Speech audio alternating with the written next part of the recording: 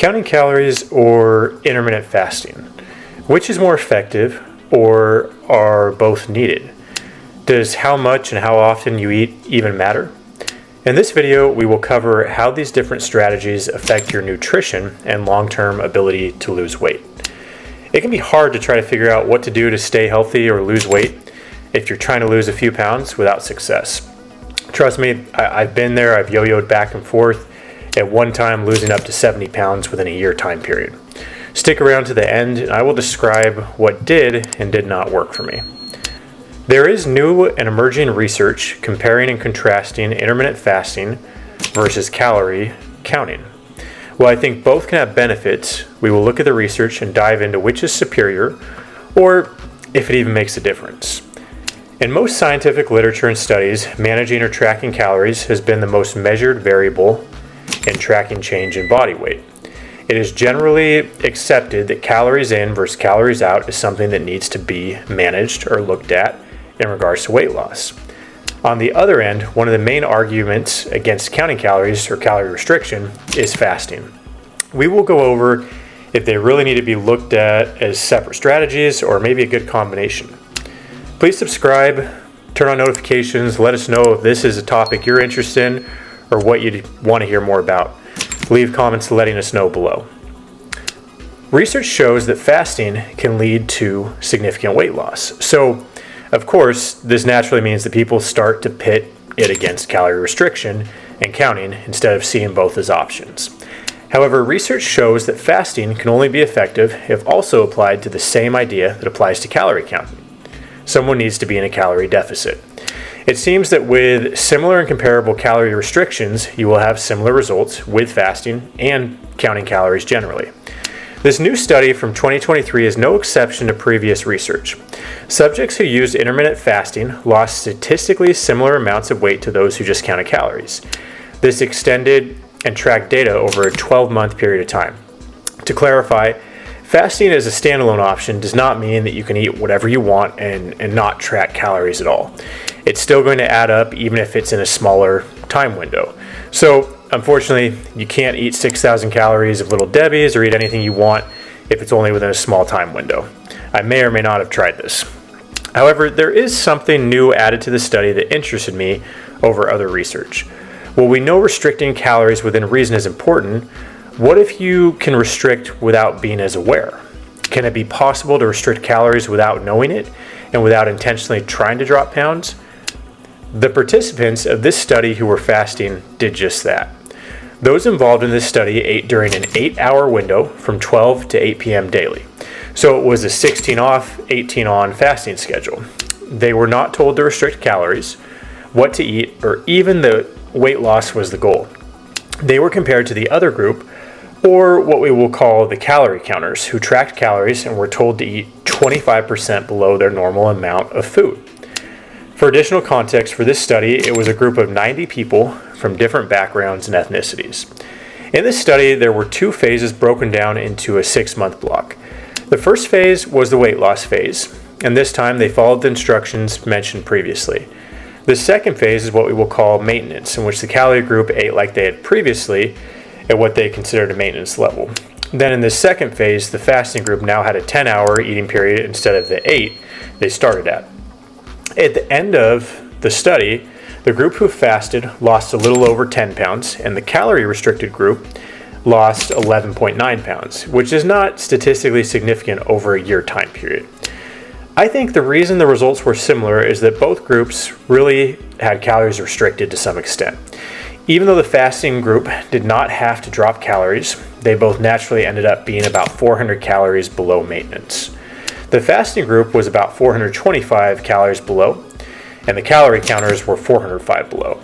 The big thing is the fasting group was not intending to lose calories or actively trying to lose weight. Yet, this fasting group still lost weight at a comparable amount to the group that did and actively tracked calories. This is a big deal, especially for those who are a little bit overweight or trying to lose weight to feel more healthy. On a surface level, you could infer and think that fasting is just the superior only way to lose weight compared to the tedious task of counting calories. In fact, this brings up a question. Could you skip the whole counting calories in general? On the other end, I am sure that some of you and myself have tried intermittent fasting and maybe had negative or poor experiences at times. It's not for all people. Some people may eat above maintenance even with fasting. If you're so hungry that you can't think, and by the time you break your fast, you eat a ton of junk food, pizza, bread, Pop-Tarts, it might not work and you could feel lousy. I mean, how do I know this? I've done it. That's happened to me before. In addition, with a busy life and job or kids travel, it can be hard to only eat during one set time window. In this study, those who had the fasting schedule had a high adherence level. It seems that for some people, intermittent fasting, on the positive end, can be a great addition and effective in losing weight and seeing progress. It can be a good weight loss strategy. So, while taking things with a grain of salt and having a goal to adhere to it, it could differ some from person to person, and counting calories could be easier for some people, just pointing out pros and cons. Overall, as a human population, obesity rates, as we know, are high. It can definitely be a good option to have one or more tool to lose weight as a strategy. We have so much highly processed food in abundance that previous people never had access to.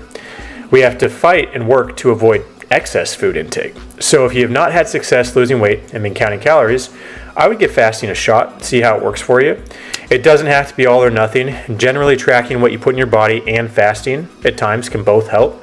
You don't need to count every single thing, but try high protein foods, high fiber, fruits and vegetables instead of going straight to the pantry. Be mindful of snacks and make sure you aren't adding in fillers. In addition, be aware of condiments and sauces as they pack a punch and add in some extra calories that you could not even be aware of. To add to this, I would like to touch on data comparing snacking versus larger meals. This is another recent study from January of 2023 that was positive in suggesting that people can lose weight without having to restrict eating to certain hours of the day. The research and data showed that those who ate larger or medium-sized meals had a tendency to gain weight.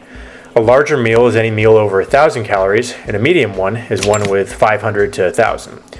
It seems that for a lot of people, multiple small meals every day were most effective in preventing weight gain. The research on frequent smaller meals seems to do the trick in helping people lose weight and maintain it. Overall, the size and frequency of meals had a higher impact on things than timing, such as fasting. If you do see success in fasting, you could experiment with eating every couple hours and see how food digests and see how your body feels. This research was from a collection of 550 people. They had collected individuals' height, weight, and other measures from electronic health records with permission. Those involved monitored activity level, food, and if they were trying to lose weight. The researchers followed people for an average of just over 6 years of total data. This was data that showed that people who regularly had most meals consisting of 500 to 1,000 calories plus had more weight gain over the period of time. In the case of these participants who ate less than 500 calories, those who snacked or had smaller meals, they were able to lose weight and maintain it. Fasting didn't make an impact in this case, and calorie restriction was not necessarily a main indicator. While logical, it turns out that those who eat larger meals typically eat more food throughout the day. It's just easier to get more calories if you eat larger meals. Those who ate smaller meals lose more weight even though they were not monitoring exact calories, suggesting that multiple small meals could help with feeling full. Just some more food for thought. Since you stuck around to the end, I will now share with you the top things I've seen help me and others I've worked with to lose weight. First of all, nothing is more important than consistency and not getting discouraged. Even on the days you don't feel like it, getting 20 to 30 minutes of exercise is better than nothing at all. Don't worry that the workout is not perfect or not for over an hour. Going for a 30-minute walk or even running a mile can make a big difference when compounded over time. It is getting something that matters. We learn this in school, finance, and life. Why would fitness and/or nutrition be any different? I would recommend the calorie counting option, but just for a limited time. Using a calorie counter like Chronometer, one I've used, it's not sponsored, but is a good for tracking calories, macros, micros. These are, there's tons of free options. This is just one that I've liked. I don't recommend getting anal about things, but just realize how much you're really taking in. This helped me to realize how much sauces, condiments, how big my snacks were, how eating out could add up over time. And also, in addition, I would work to find something that does not feel like work. If it's an activity that you enjoy, it's something you will keep doing on the long, hard days. So find your thing. Shoot hoops, walk, bike, lift weights, row, run, play tennis. Regardless of your choice, just get up and move. Also, I know this is basic, but make sure that most of your diet is from unprocessed food. Try when possible to eat less things that are packaged from a box or have chemicals in them. Always aim for higher protein, high fiber foods. They help you feel full. Fruits and vegetables help. If you snack on less junk food and eat more healthy foods, you'll find you can eat more and feel full and have less junk calories. In addition, drink as much water as you can. Maybe drink a little more than you think you need. If you're needing to urinate frequently, this is just flushing out things you don't need.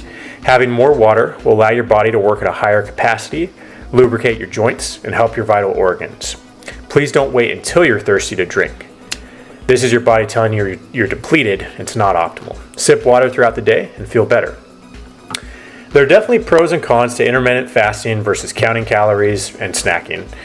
Maybe for you, the answer lies somewhere in between. Just pay more attention to counting some days, fasting other days, keep your body guessing. Try snacking, try high protein meals, see if tracking micronutrients helps you. It's all an experiment to find an effective thing that works for you. Try options and see what you can more easily adhere to with your life, your lifestyle, and schedule. Whatever you can adhere to and be consistent with is the right answer. If you're new, please subscribe to our channel. Let us know what other topics you want to hear more about. Leave us comments and let us know. I release videos weekly. We really appreciate the support.